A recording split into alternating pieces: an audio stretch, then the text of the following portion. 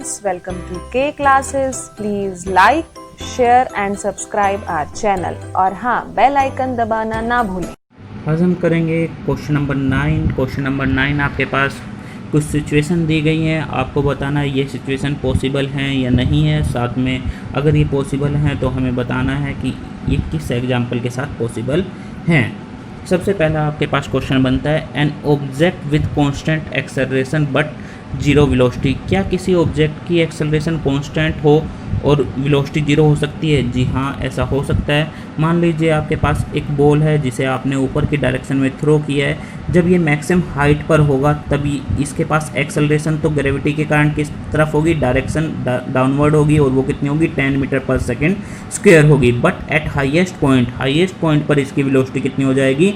0 metre पर second हो जाएगी। या हम कह सकते हैं जब ऑब्जेक्ट की डायरेक्शन चेंज होगी तब उसके पास एक्सेलरेशन तो होगी बट उसकी वेलोसिटी कितनी हो जाएगी? 0 हो जाएगी। मान लेते हैं एक ऑब्जेक्ट ए पॉइंट पर है, ये रिच कर गया बी पॉइंट पर।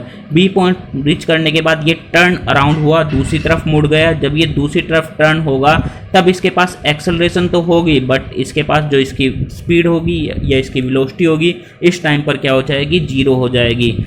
जब एकदम ऑब्जेक्ट टर्न करता है तब उसके पास वेलोसिटी क्या हो जाती है? 0 हो जाती है। उस टाइम वेलोसिटी चेंज होती है और उस टाइम हमारे पास वेलोसिटी क्या हो जाएगी? 0 हो जाएगी और एक्सेलरेशन तब भी हमारे पास क्या रहेगी? कांस्टेंट रहेगी।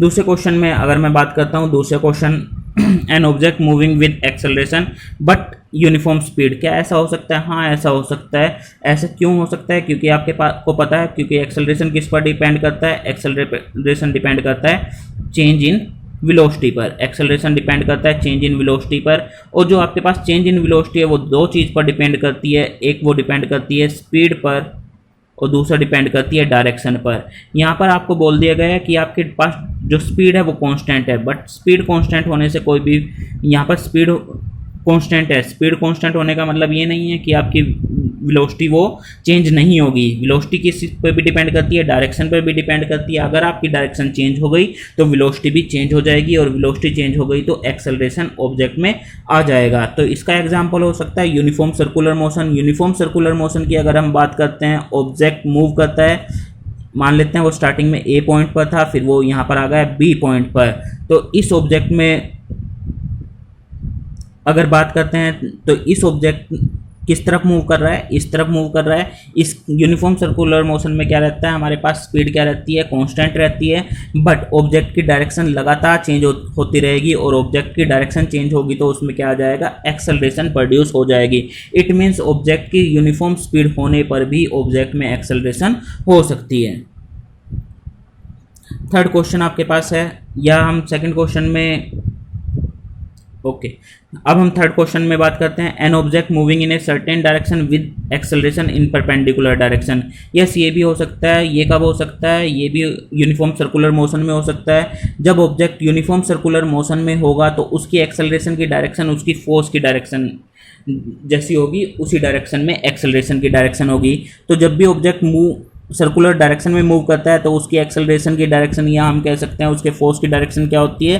Towards the centre. अगर ऑब्जेक्ट ए पॉइंट पर है तो उसकी डायरेक्शन क्या होगी? टुवर्ड्स द सेंटर होगी। और जो उसकी डायरेक्शन ऑफ मोशन होगी वो किस तरफ होगी? टेंजेंट होगी। और इन दोनों में कितना एंगल बनेगा? 90 degree. 90 degree means perpendicular direction में होगा। अगर ये ऑब्जेक्ट यहाँ पर आ जाए, इस पॉइंट पर आ जाए डी पॉइंट पर, तब उसके की एक्सेलरेशन की डायरेक्शन ये होगी और वो इस साइड एंटी क्लॉकवाइज डायरेक्शन में मूव कर रहा है तो ये क्या होगा? उसकी टेंजेंट। अब भी कितना एंगल बना है? 90 डिग्री। इट मीन्स हमेशा कितना एंगल बनता है? 90 डिग्री बनता है।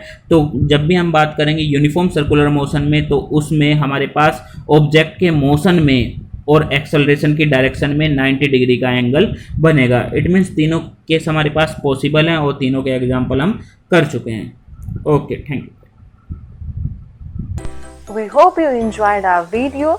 For personal online physics classes, you can contact us at 9992125662 or you can email us at kclassesconcept@gmail.com.